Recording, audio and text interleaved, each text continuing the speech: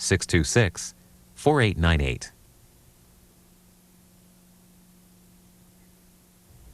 This is a new book by Wall Street bond trader Joseph Jett. That's his picture on the cover. Mr. Jett was accused of setting up a $350 million securities fraud while working at Kidder Peabody on Wall Street.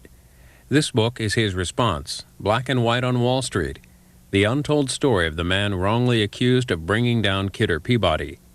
Mr. Jett spoke at Vertigo Books in Washington, D.C.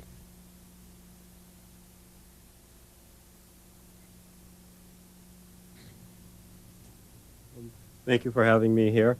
And I'd like to actually begin at the end of this book.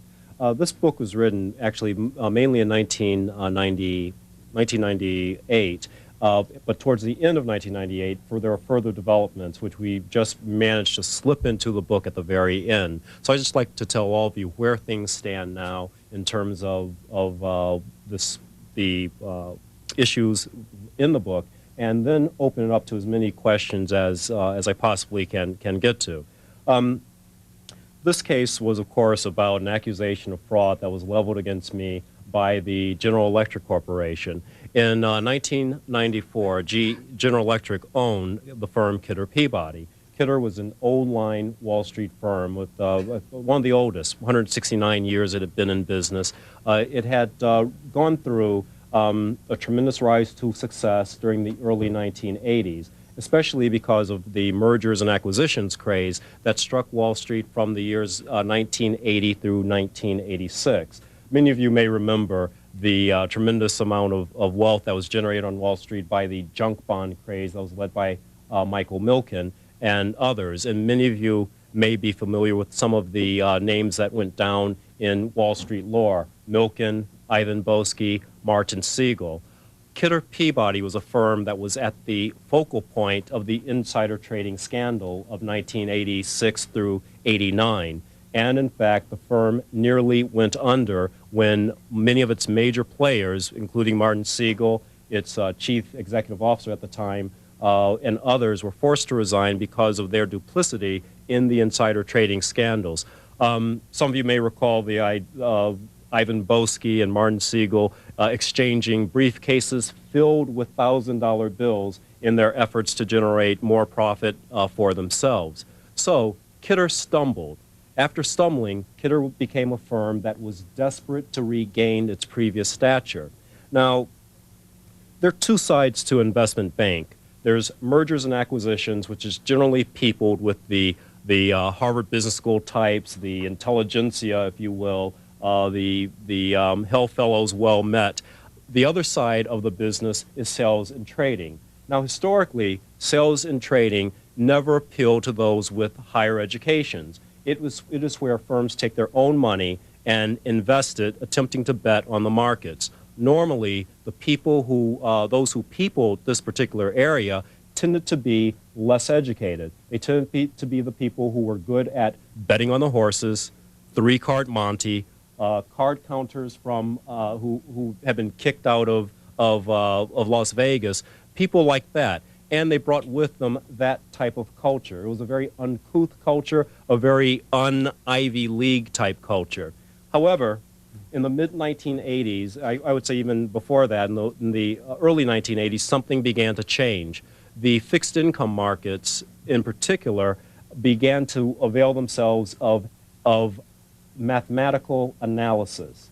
It turned out that you could look at fixed income securities, bonds, and the like, and reduce them from being something that people bet on to presenting and developing mathematical models that could aid you in determining their true price.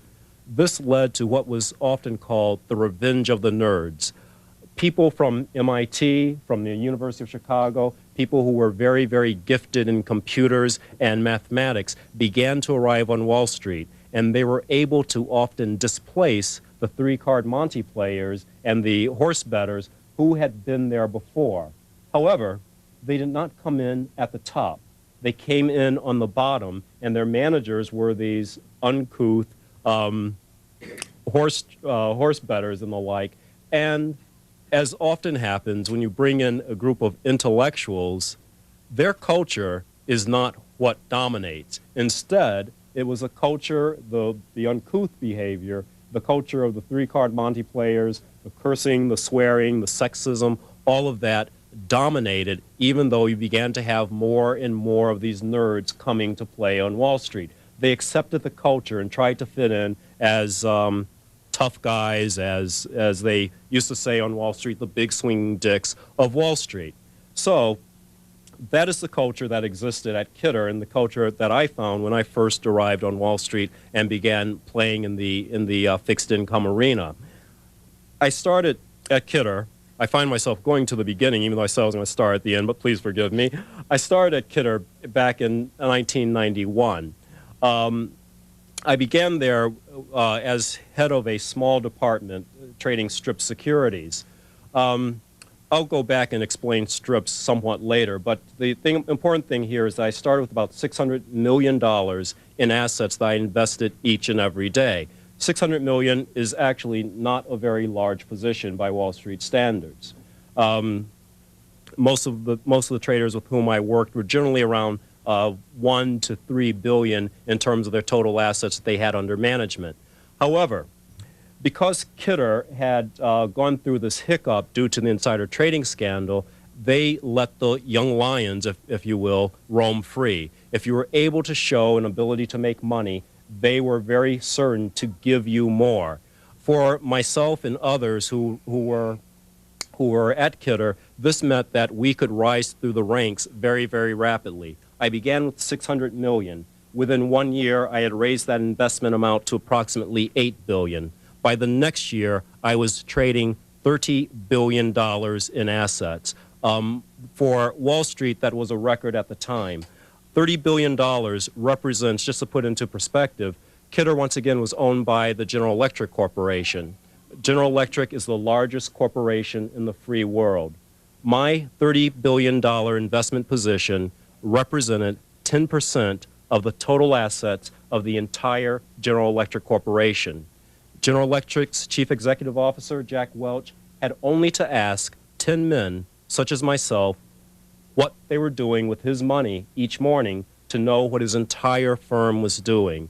The position size was unprecedented, and again, this is going back now 5 years. I reached that august level and very quickly found myself accused of fraud. My managers said that they did not know what I was doing with $30 billion. Now, when I first heard myself this accusation of fraud, I laughed. I laughed because I thought no one is going to believe that.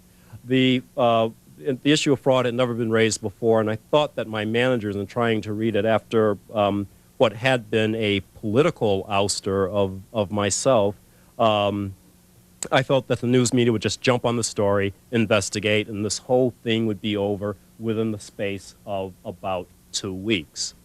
How wrong I was. I think that I failed to take several things into consideration, which I have to admit often happens to me.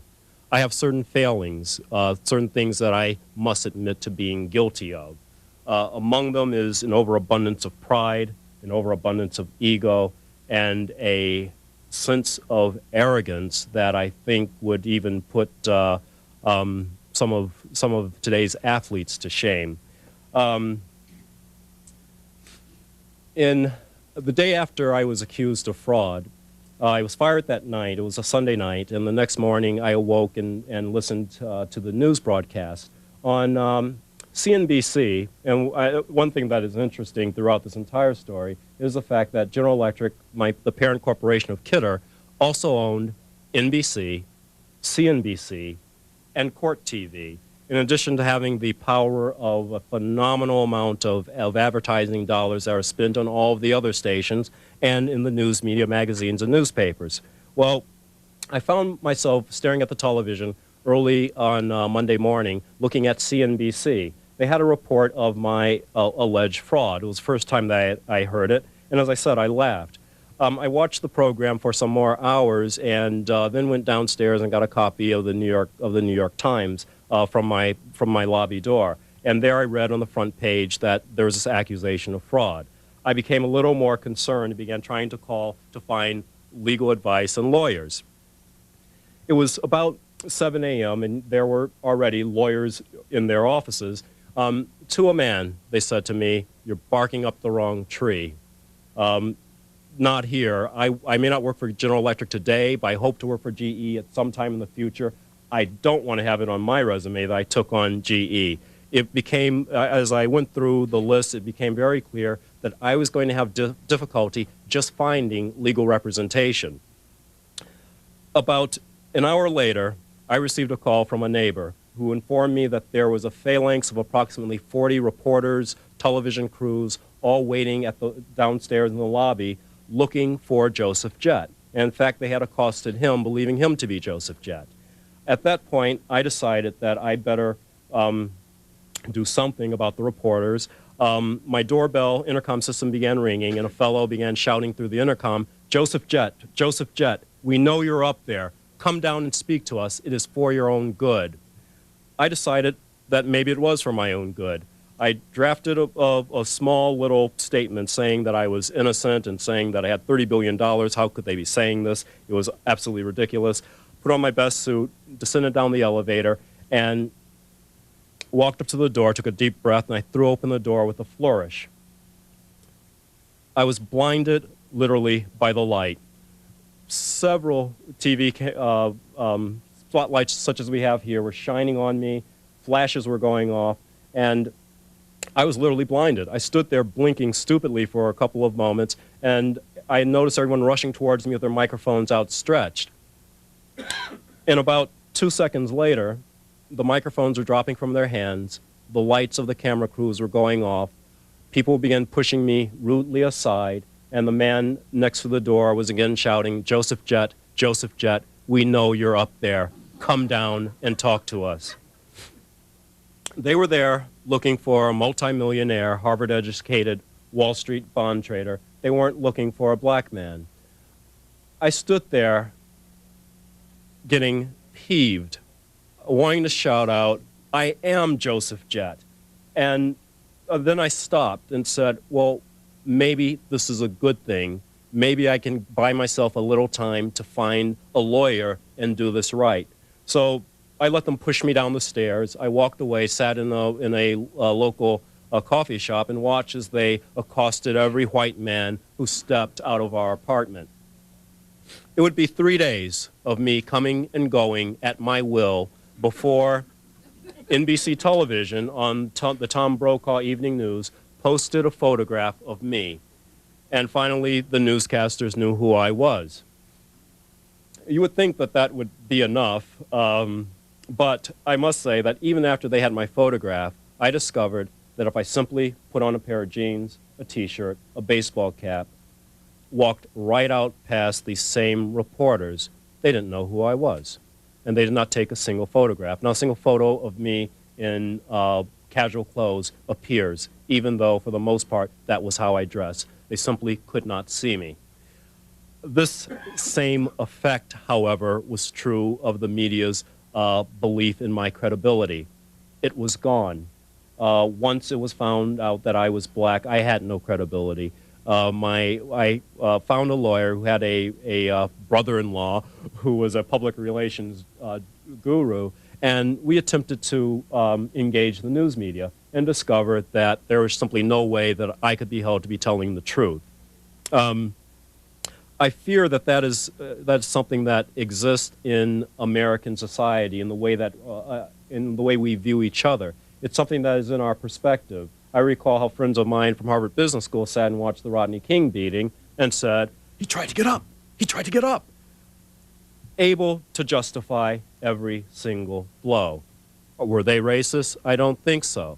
But our perceptions, our intrinsic ideas of what is, as President Clinton would put it, are so vastly different that we can't even see our own prejudices, can't even see the way in which we color everything around us.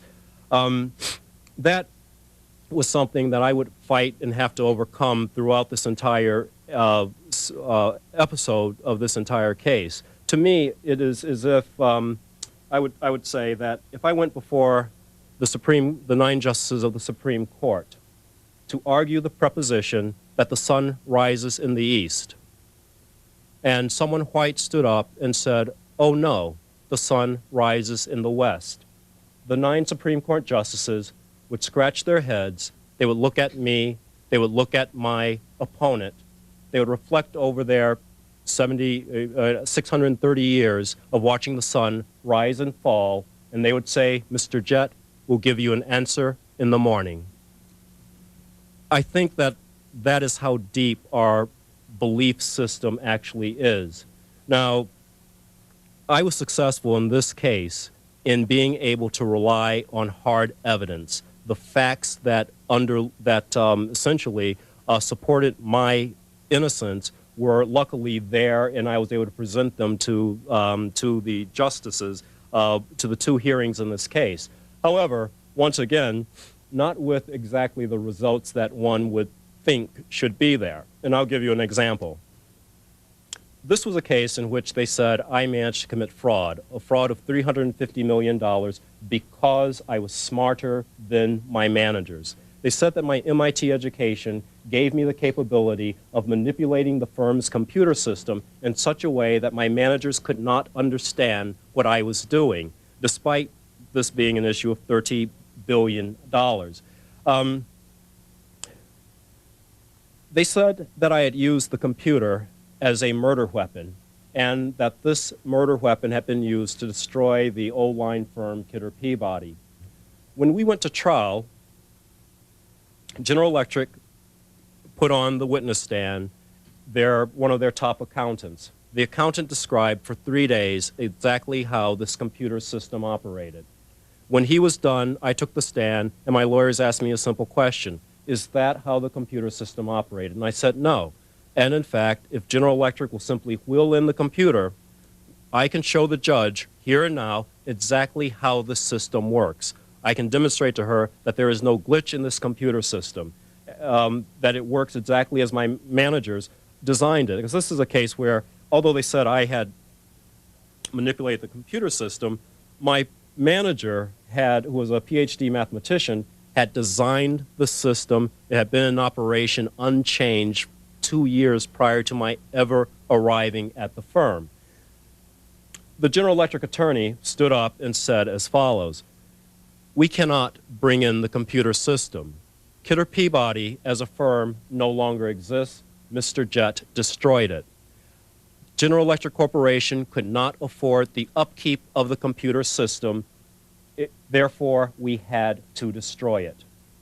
The murder weapon that I had supposedly used to destroy Kidder Peabody, which was in the possession of General Electric, the most heavily capitalized firm on Wall Street, they chose to destroy rather than allow me simply to present as evidence.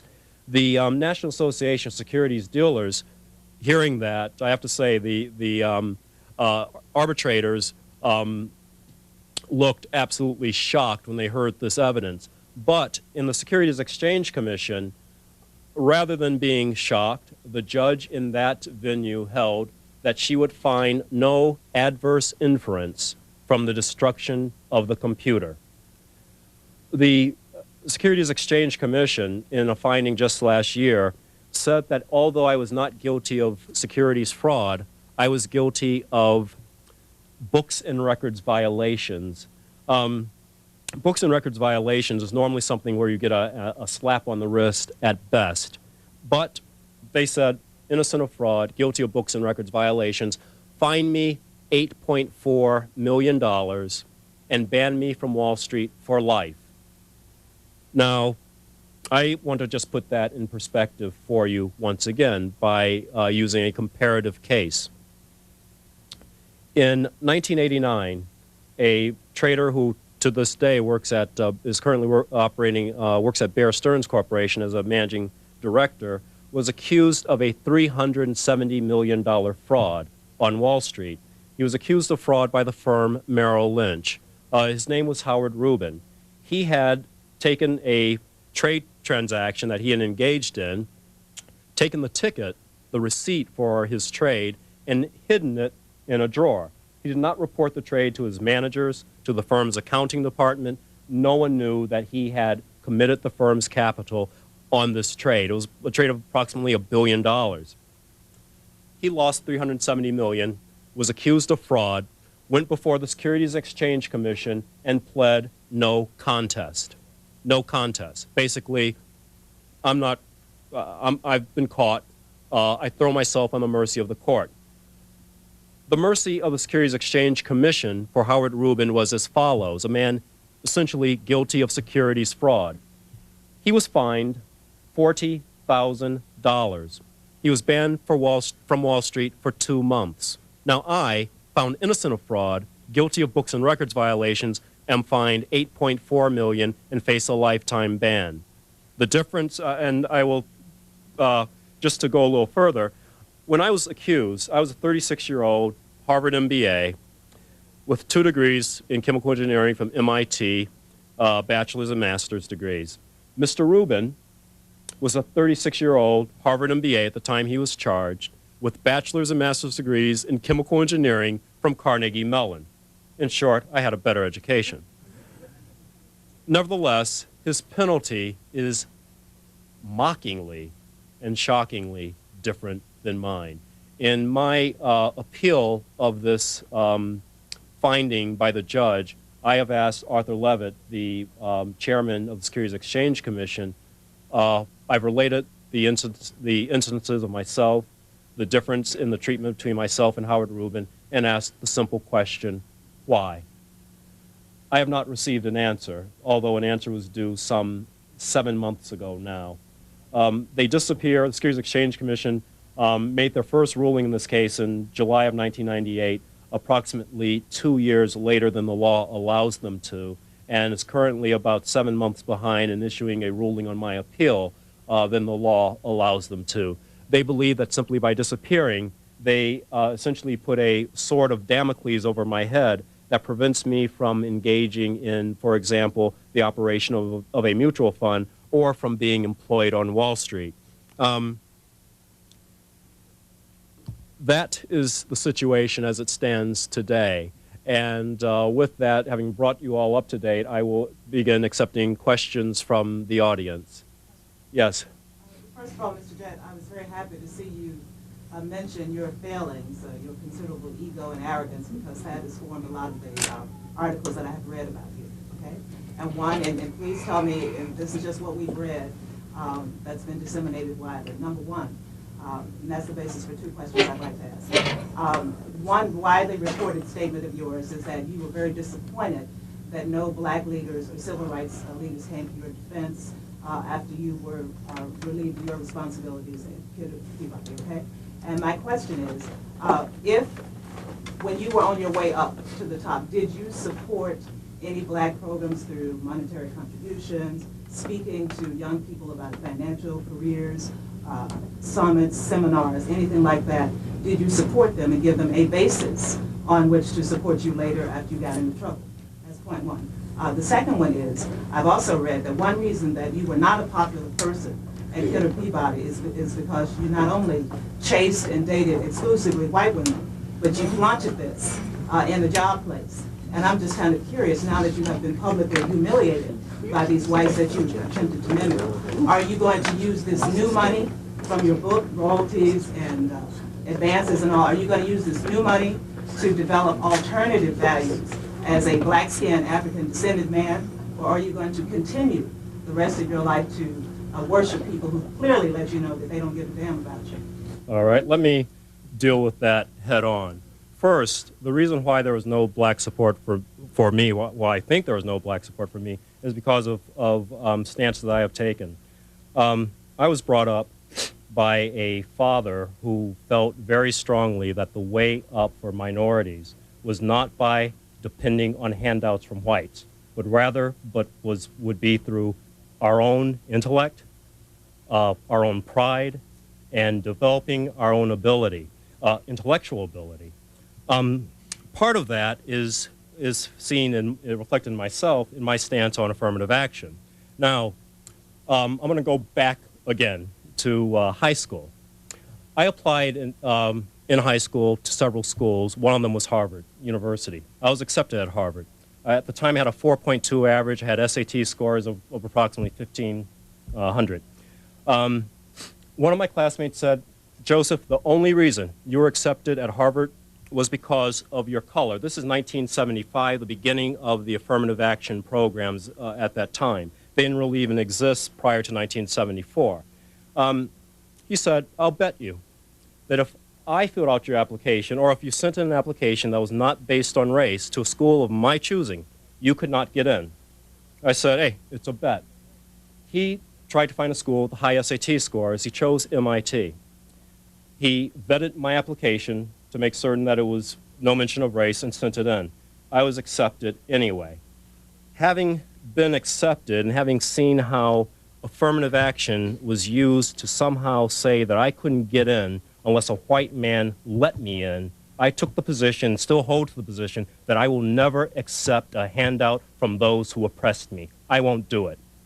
Now, I am fearful today because often what is called affirmative action today is nothing more than the lowering of standards, the lowering of black intellectual standards. We have reached a point in our history where it seems there is many blacks are saying, for example, we just had this NCAA situation where they said SAT exams are culturally biased.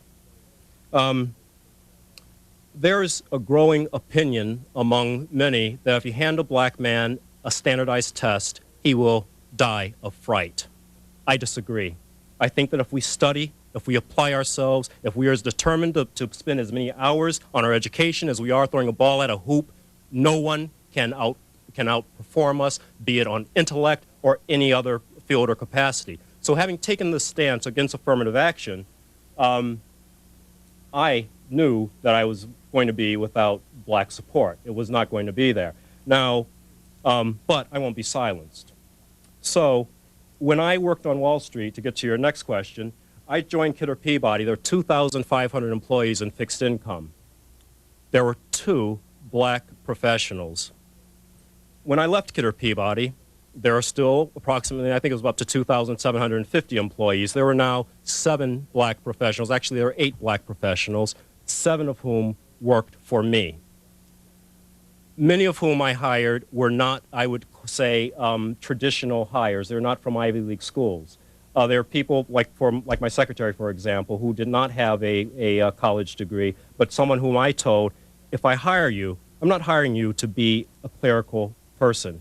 I intend for you to get in when we do at 6:30, and you're not going to leave at 5 o'clock. From 5 to 7, you're going to study for your Series 7. You're going to study for your Series 63. If you think about walking out that door, you're going to face me.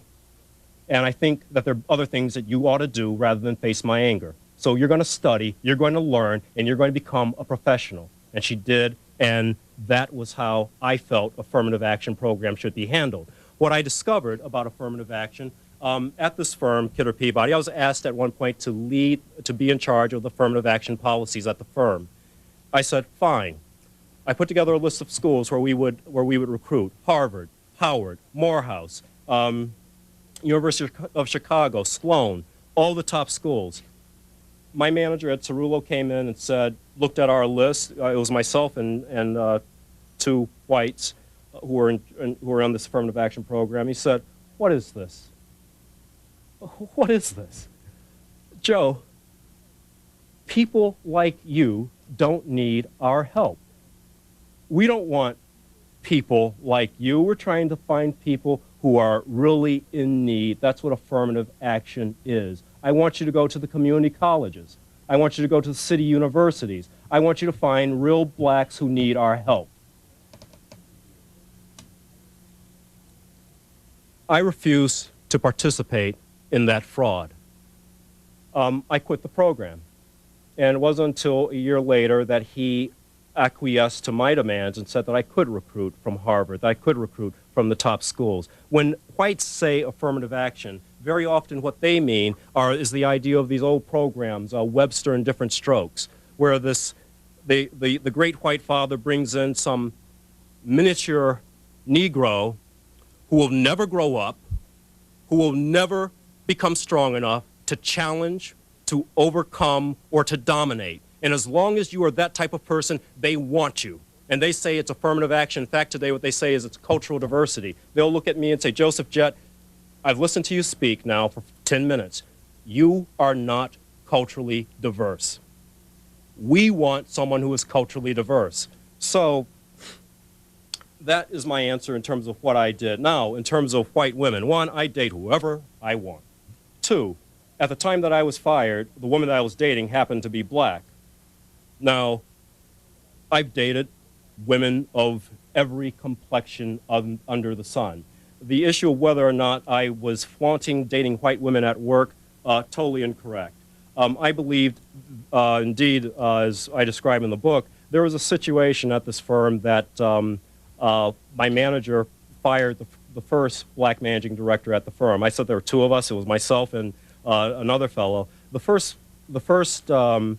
managing director, black managing director at Kidder, was hired from Goldman Sachs, one of the best, I'd say the best firm on Wall Street. And he was a top trader, someone who had for years demonstrated an ability to compete against everyone based on his ability. He was brought over to Kidder as a managing director, and the first things I heard were rumors that he was butting heads with other top people. The next thing I heard was when my manager at Cerullo called me into his office. He said, he was calling me in as a courtesy. He had been forced to fire this fellow, Mustafa Chikiobi. He fired Mustafa because Mustafa had sexually harassed one of the saleswomen at the firm. He said to me that he knew that there were going to be a lot of rumors going on around about Mustafa's firing, and because this was a situation that might affect me as a minority, he wanted, as a courtesy, to inform me of this so I wouldn't be frightened by the rumors. He said that he had, in fact, warned Mustafa several times about his behavior at the firm. He said that Mustafa had not heeded those warnings and he had subsequently been fired. Joseph, he said to me, you must understand that Kidder Peabody is a firm with its heritage in the Deep South. It is a firm that has sensitivity to, for what want of a better term, he said, I will call black male sexuality. By that, I mean the tendency of black men to be physically fit. You, Joseph, you have broad shoulders. The tendency of black men to be virile. The tendency of the black culture to pressure black men to demonstrate sexual aggression. Anita Hill, he told me, had proven that no matter what the educational status or rank or social status of a black man, black men will succumb to the pressure of our culture, of your culture, to be sexual predators. He said, I warned Mustafa about this. I will not accept that behavior from Mustafa, and I will not accept it from you. I was very angry when he said that to me, because it's downright insulting. Mustafa had, in fact, after he was fired, he went to, he sued the firm. One thing about Wall Street that you must understand, that there is something that protects racism and sexism on Wall Street. It is what is called a U4 agreement. When you join a Wall Street firm, you sign an agreement that says that any dispute arising between you and your management, your firm, will be decided via arbitration, not through the courts of law. Now, only recently, women in a class action suit have managed to have items of sexual harassment where they're being asked to remove their shirts, to dance on tables, to do other unseemly things. They found that they had no recourse to the law. They had to go to arbitration. In arbitration, 3 elderly white men would look at them and say, yeah, why don't you take off your shirt? That is what you face when you're on Wall Street. I was aware of this. I was aware that Mustafa had been fired and that his firing, in fact, stuck. My effort to protect myself from the charge of black male sexuality was to do the following. I set up what I called a cordon sanitaire. At my desk, where I normally stood, 5 feet in this direction and 5 feet in that direction, I did not allow white women to come near me. If they came near me, I would say to them, what are you doing here? Are you here for business? Or are you here playing games? If you're here playing games, you better get the hell away from here and go back and do your work, because I understand what they're paying you for anyway. My normal attitude, why people don't like me. So that was the situation as it existed at Kidder. When a white woman said hello to me, I would respond with the phrase, discipline must be maintained, and walk away. I did not in any way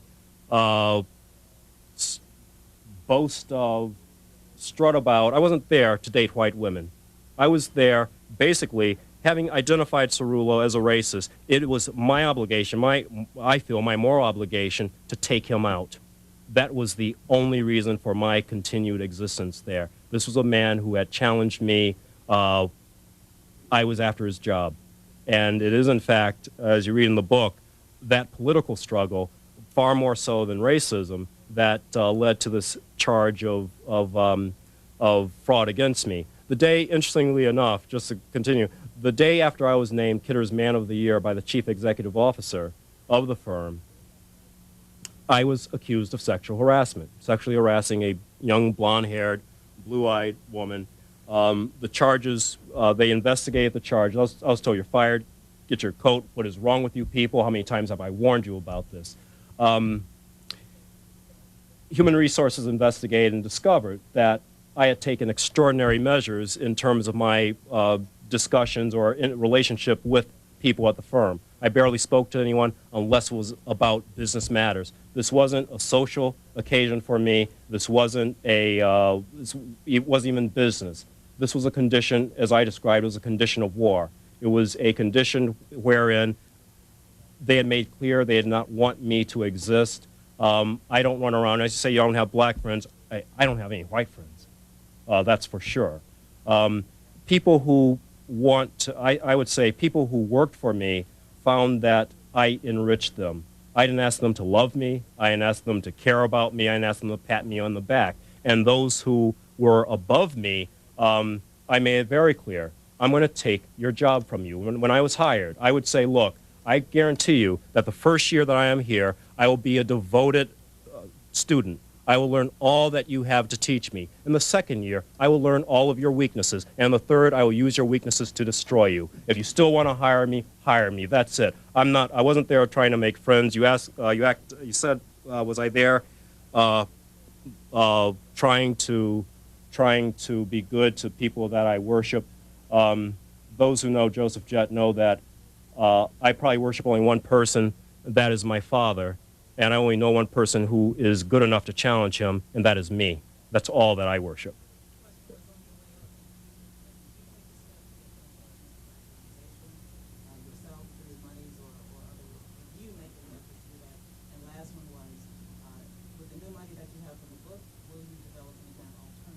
Certainly. In terms of did I give money to black organizations, on my way up, I did not give money to black organizations. I gave money to my family. My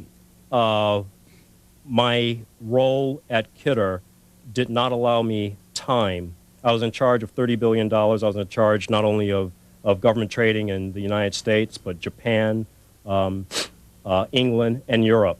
And quite frankly, people said, did you hang with the brothers? You know, I didn't have time to hang. When you're in that situation, you don't have time for that. Again, I'll repeat, I was in a condition of war. My immediate goal was to take out my manager so that I could change the culture of that firm, so I could turn the environment at the firm into a place where minorities could work. There are only so many hours in the day. I have said that one of my failings at Kidder was the fact that I did not network. Did I have time to network?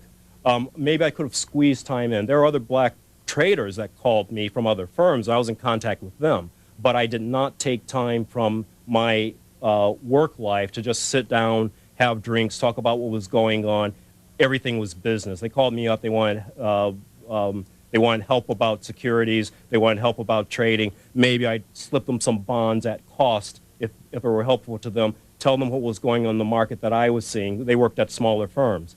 So I would do that. But just in terms of having just the raw time to be involved in the greater community, I did not. Now, in terms of what I am doing now, I'll give you a couple of examples. Up in New York, we recently, just last year, had what was called the Million Youth March. It was a situation in which a tremendous number of young black professionals had put together what they thought was going to be a show of unity. it unfortunately became hijacked by someone shouting anti-Semitic slogans. That was not what that was supposed to have been about. Unfortunately, the young people were poorly served. The attorney for the Million Youth March had contacted me to speak at the Million Youth March and also to donate for the speakers and what have you. I said to him, I will not do something that puts me in support of anti-Semitic rhetoric. I will not. I feel that it is wrong.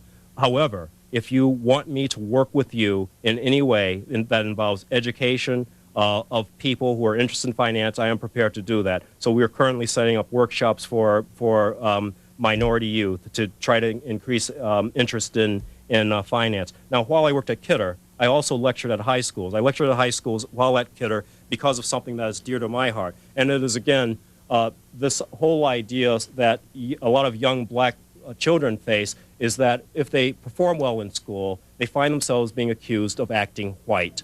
They find themselves accused of not being down or not hanging with the brothers or whatever else. Again, this whole idea of intellectual black inferiority is something that I will fight to my dying day. So I go to the schools around Manhattan, New Jersey, Connecticut, and I tell them about what I went through when I was young, how important it is that we who have the intellect recapture the culture, recapture the leadership of the black race away from those who are, in my opinion, viewed more popularly by white society. I think that it is not at all a mystery that well-spoken black professional men get no, as we say at Harvard Business School, no airtime. You don't see the head of Coca-Cola bottling on television. You don't see Llewellyn. You don't see, you barely see Robert Johnson. You barely see any, I would say, experienced, capable black business leaders. There is a reason why every time you turn on the television, you see Reverend whoever. They like the idea of Reverend whoever because it's someone that that's black to white society. It's comforting to white society. I think that is no, in fact, mystery why the same people who are banning me from Wall Street to a man are up there today welcoming Jesse Jackson with open arms. It is going to result in the same type of hiring practices as I warned you about here. They don't want me on Wall Street. They like the idea of the culturally black person. Jesse Jackson went out to Silicon Valley recently and said, "You're all racist. There are no blacks working here." They said, "There are no black engineers for us to hire." Jesse said, "Hire anybody. Bring them to training programs." Well, you know what? It doesn't work. It doesn't work there. It doesn't work on Wall Street. It is imperative that we have the discipline, that we have the courage to say to our children that we must get the requisite education. Stop running around looking for handouts from white people and do the work. We can do it. We must do it. And let's stop begging white people for handouts. It's something that sickens me. Next question. Your story to me is phenomenal, and I really applaud you for pursuing this to your vindication. It represents every black man who's ever been accused, every black person who's ever been accused of something who didn't do it, and your vindication represents our vindication. Even though all the wrongs haven't been righted, I think it's absolutely wonderful that you did do this. One, how did you get, finally, legal representation, and evidently effective legal representation? How did you get positive press, especially in light of the fact that those corporations control so much media time? And how have you been transformed in the process? Okay. The first question, I tried everywhere to get legal representation, and basically people said, "Did you run to the black community?" Yes, I did. I ran to the black community in an effort to get legal representation. I wasn't successful. This was a case where I had no money. All my assets had been frozen. No one was willing to take this case when it seemed that there was going to be no opportunity for any compensation. I spoke earlier about my feelings about the anti-Semitic rhetoric that seems to be dominating black intellectual discussions. My lawyers, Gus Newman, Ken Warner, who agreed to take this case, without me paying them a dime, and went, in fact, $4.5 million in the hole, were Jewish. They said to me, we will stick by you because we think that you're getting screwed here, and we're going to stand by you. I think that was, to me, it was vitally important, and it is interesting in light of all of the fierce anti-Semitic rhetoric that goes on today, that the only people who actually were willing to stand up to bat for me were Jewish. In terms of the ability to get decent press, I think that what happened there was actually a competition between two corporate owners of media. General Electric, of course, owns NBC, CNBC, Court TV. It's interesting, my case did not appear on Court TV. Normally, if you stub your toe at a Wall Street firm, your arbitration shows up on Court TV. My case, not there. Now, Rupert Murdoch, who is an interesting fellow, shall we say, and not someone that you would expect to show up in support of me, owns Fox Television in New York and also owns the New York Post, which always is up in arms against the New York Times. Now, the New York Times and the Wall Street Journal did a very good job of doing things to try to basically make me look bad, the white women issue, the idea of my position on affirmative action. They did so with relish because the idea was to drive a wedge between Jett and his supposed support group, the black community. They did that extraordinarily well.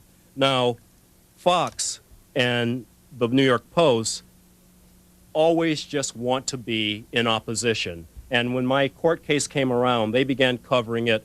The New York Times, let me just put this in perspective. The New York Times did 4 editorials where they said that I epitomized what was wrong with the whiz kids of Wall Street, 4 times on editorial pages. When my trial occurred, not a single reporter from the New York Times came.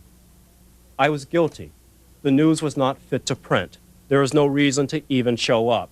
The New York Post, in their headlines of my trial each day, bombshell, Jett looks in the clear.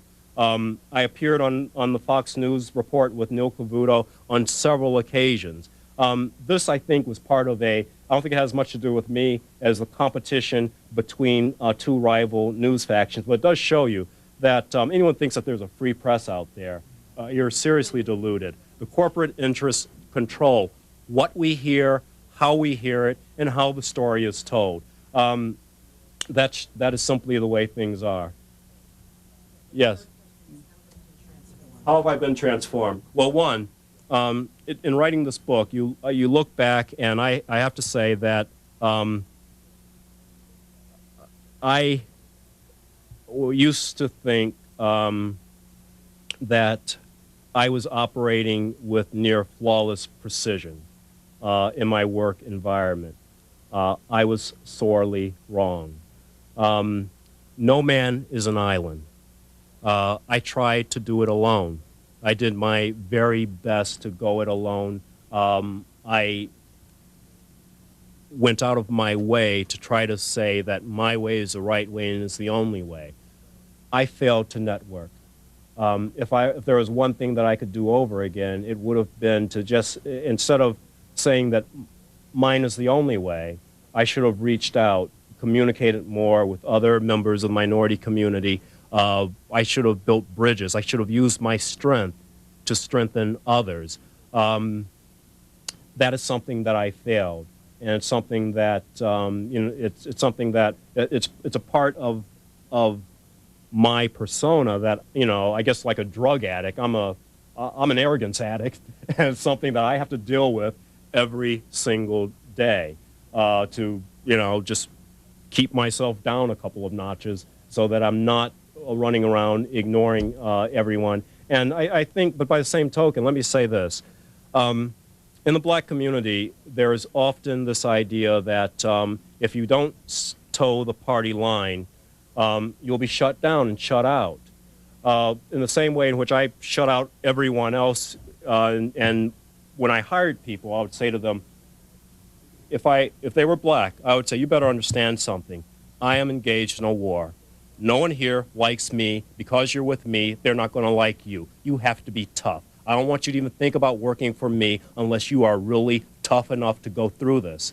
I'm going to be tough on you because it's important to me that you survive. So if you're someone who thinks that there's a network out there of support, there really isn't. We're in here, and if you talk to people at this firm, white women, you're going to get yourself in trouble. Don't do it. Talk to people over the telephone. Stay away from women. I said this to a young man that I hired because he was talking to women. I took him aside. You can't do that.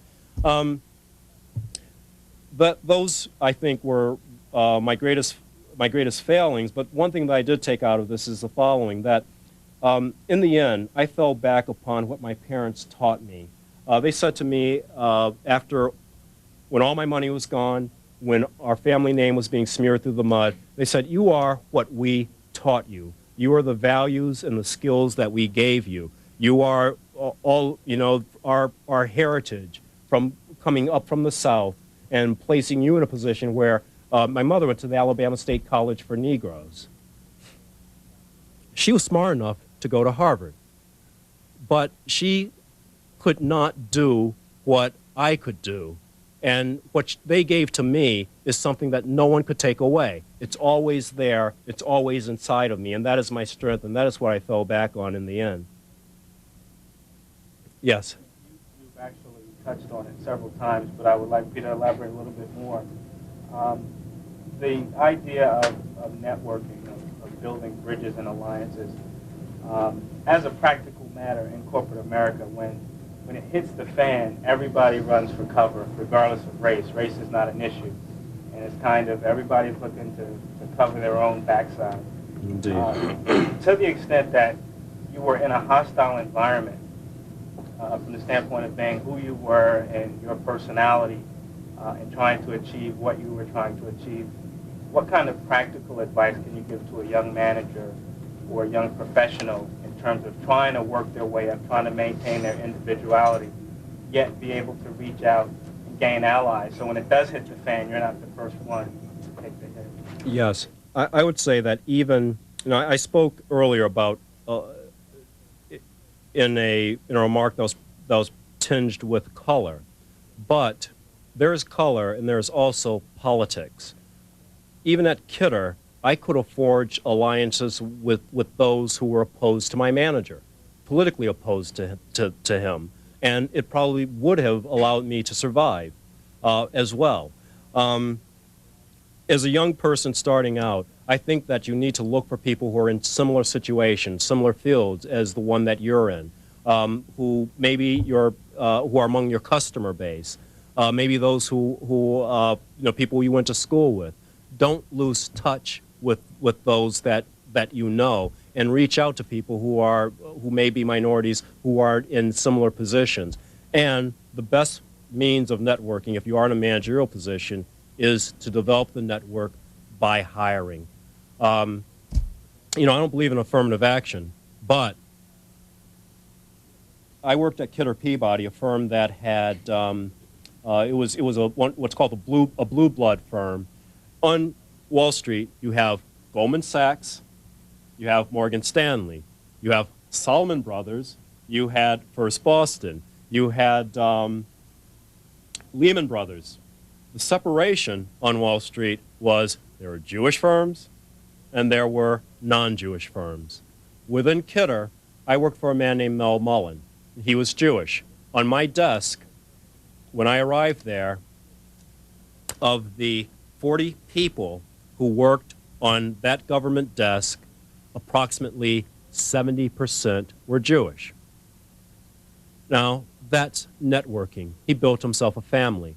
He built himself a family by hiring people who were like him, people who were capable, who had similar background as he did. And I say that hire, if you are able, hire, and build your network from below as well. And that's something that I was attempting to do. Over here. Hard to phrase this correctly, but you were explaining earlier that Kidder was trying to come out from the shadow of the mid-'80s rehabilitate its reputation. And yet, you know, your boss seems to have framed you groundlessly. How could the highest level of Kidder have been so negligent to allow this another huge lack of confidence in your customers? Why didn't they see what was happening and realize for the good of the firm that this should have been, you know, taken care of internally? How did they let this spill out, this groundless accusation? Well, first of all, I think that when the accusation of fraud was leveled against me, you have to understand that Kidder is owned by General Electric. The top of General Electric is CEO Jack Welch. Below Jack Welch, because of his close friendship, he wanted Michael Carpenter, the chief executive officer of Kidder, to report directly to him. Ed Cerullo, my manager, reported directly to Michael Carpenter. I reported to Ed Cerullo. There were only 3 degrees of separation between myself and Jack Welch, and I controlled 10% of Jack Welch's company. When the accusation of fraud was made, it was, I mean, if you go to Business School 101, you have a problem like that, you crush it, you destroy it, you don't let it live, and that's what they tried to do to me. I think that was good business practices. Wish it hadn't happened to me. But that, you know, that is what you are supposed to do.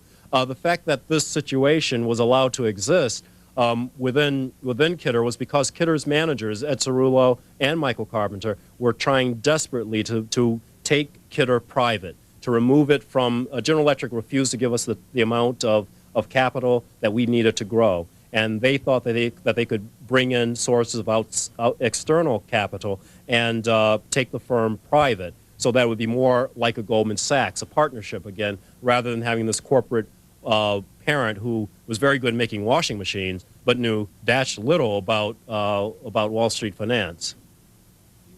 Yes. Do you still think that good grades, degrees from good schools, and now networking is enough? Is it enough? No. That. What more? I mean, I was trying to listen for what more you and others can do, because good grades and good degrees Absolutely. isn't enough. One, it is your choice of careers. There are areas where you can go and where you will still find yourself subject to subjective evaluations. If that is the case, then I don't know whether it's possible to succeed. I would not put myself, I would not place myself in a situation where my job performance was based upon whether someone But that's what you thought in the beginning. I mean, in your book you say that you were taught to base your career on numbers because numbers can't lie. The numbers have to be there. But you found otherwise. I mean, those of us who are in law or business or medicine, I mean, they're subjective criteria, and our good grades and our good degrees and our networking still is not enough to break the concrete ceiling. I agree with you, and that is what I am saying, that when you're in a subjective area such as you are, doctors, lawyers, I take my hat off to you.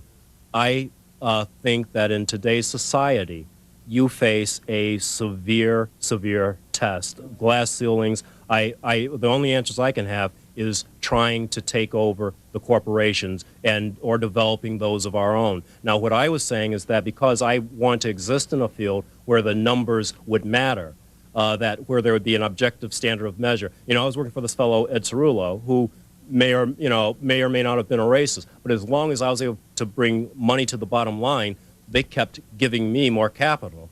That, I feel, does exist, and I'll go further in this analogy. It may not be true of doctors, well, actually, I will say, doctors who are not working within a corporate environment, but who are out on your own, with the independence of being, an entrepreneur, I think that there is some success there. Lawyers, I think that, again, if you can develop a clientele where you're not dependent upon the corporation. I was at Kidder, working on the sales and trading floor, and I had a salesman who worked for me who was black, and he wanted. I was trying to move accounts, major accounts, so that he could cover them. The sales manager was a fellow that graduated the year before me from Harvard Business School, Italian fellow named Rico Ricciardi. I kept trying to move an account that was in Atlanta, Georgia, to Harry, and he kept saying no. And finally I said, why won't you give these accounts to Harry? He said, accounts below the Mason-Dixon line don't want to talk to a black person. That simply won't work. They want to have a white person covering them. And I said, how? Now this is someone, this is a fellow, by the way, who was on the affirmative action program with me. Okay? This is one of the people, when I quit, he was the person who was left in charge. I ranted, railed, until finally he gave in and assigned the account to Harry, and Harry did a fabulous job. Harry gave the fellow good service. Most of the business is conducted over the phone. It's price that matters most. It's execution that matters most. And so, but again, that's the type of thing you face even when you're on Wall Street. So I take my hat off to those who, and strongly urge people to try to get involved in those fields that are more objective in their decision-making criteria.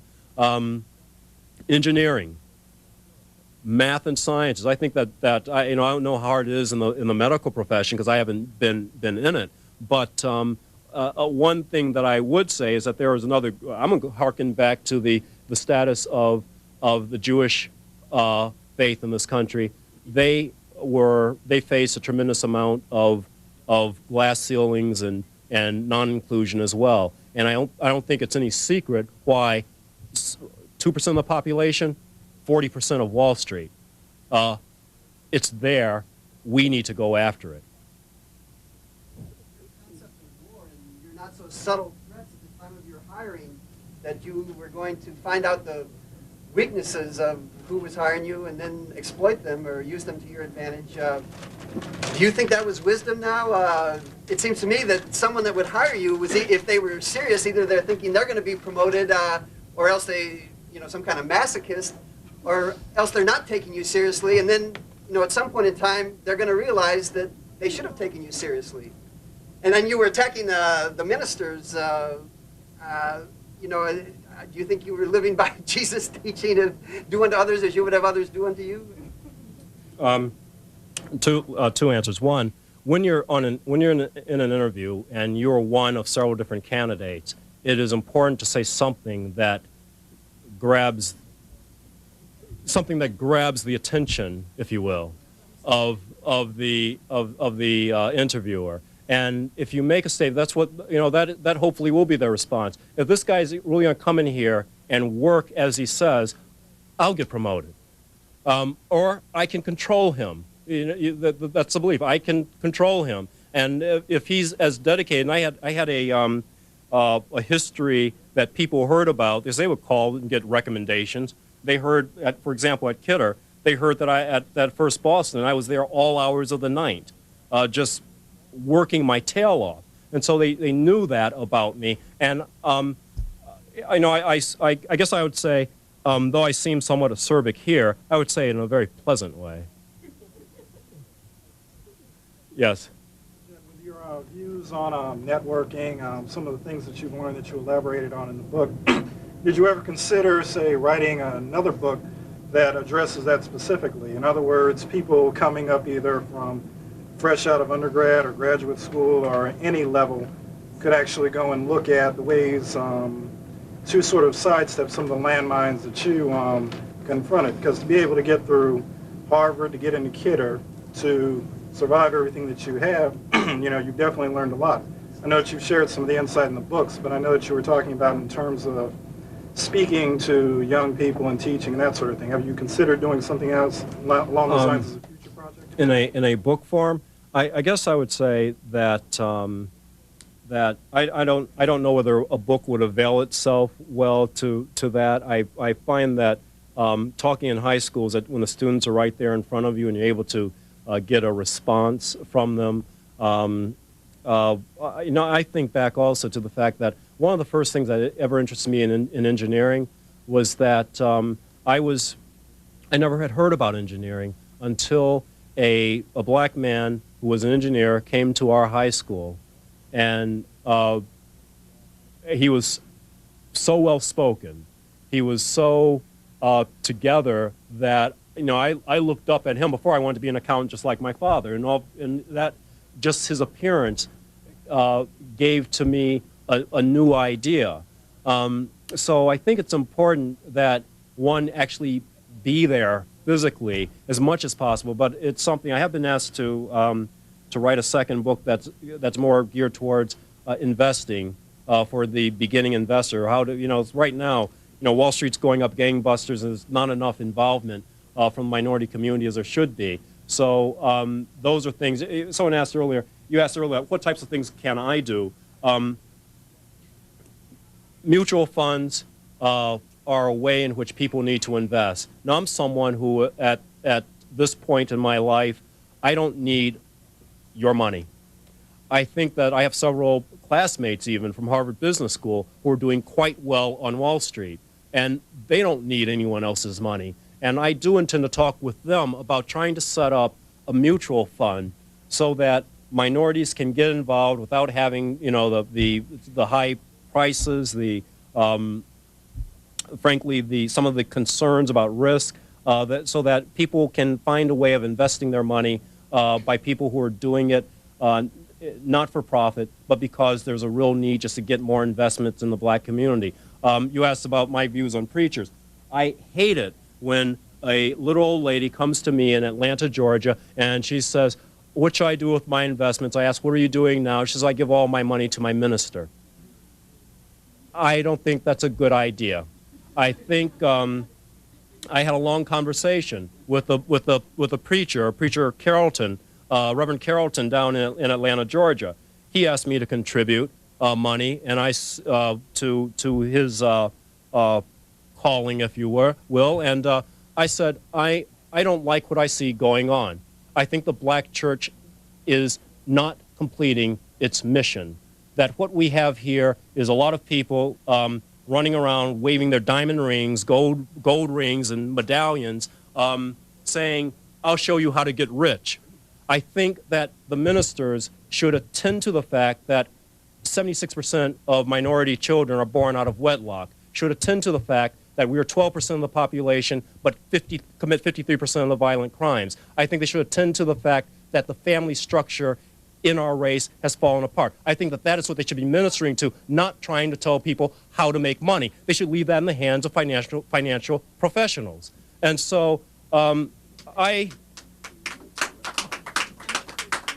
he said to me that I need to understand that they are prosperity preachers. They're young preachers who didn't go through the civil rights movement, and that they are preaching prosperity, and therefore it is essential that they show that they are prosperous in order to give hope to their flock. It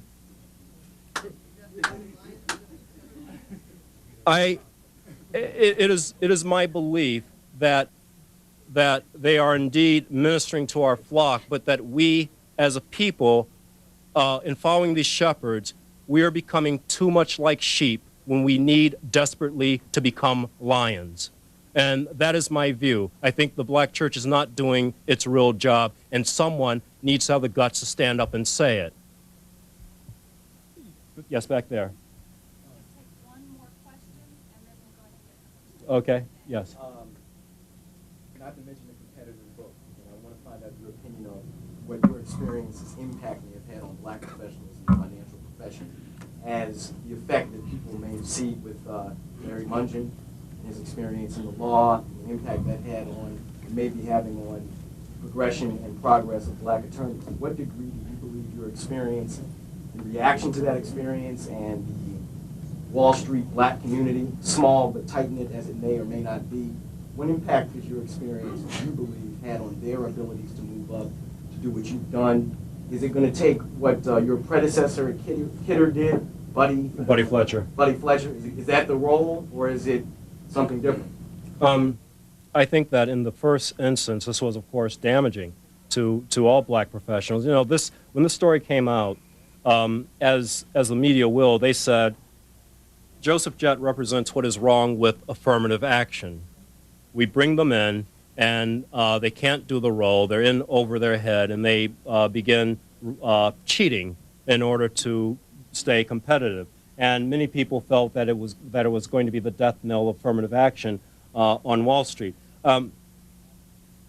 It was not, but I think that many people did run for cover. You may recall that not more than a month and a half after my seemly demise, W.R. Lazard unfortunately perished, and that was something that was very bad as well.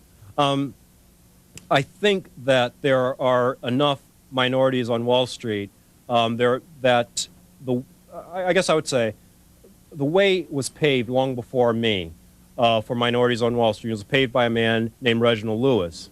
What he did and what he showed that blacks are capable of doing is something I still hope to duplicate. Because he set a standard, I don't think that I don't think that it's going to be easy. I don't think that whites can simply dismiss the black presence on Wall Street or think that we cannot compete with them. I think also that in the end, my case is in fact a breath of fresh air in this regard. I took on the largest corporation in the free world. They had accused me, tarred and feathered me, and yet in the end, I won, despite all of their power, despite the machinations of their attorneys to try to hide the truth. I still won, and won before a group of white arbitrators. So I think that this, in the end, is a real breath of hope for minorities on Wall Street. And what we, again, I say we must storm the gates with capable people determined to make changes in the way that things operate, either from within or from without.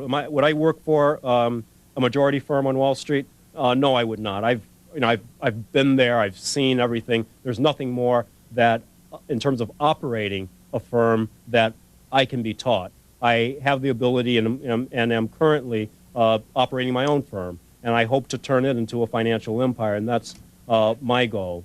And in my firm, to bring on board disciplined black, minority, women, traders, and salesmen who are dedicated to hard work and to outperforming the other guy. And as long as I'm capable of doing that, that's what I will intend to do. That, I guess, my last question, and thank you. Thank you.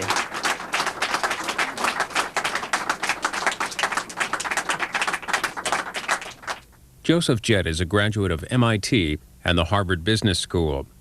Before joining Kidder Peabody, he worked for Morgan Stanley and First Boston. Mr. Jett's book, Black and White on Wall Street, is published by William Morrow and Company. Their website is williammorrow.com.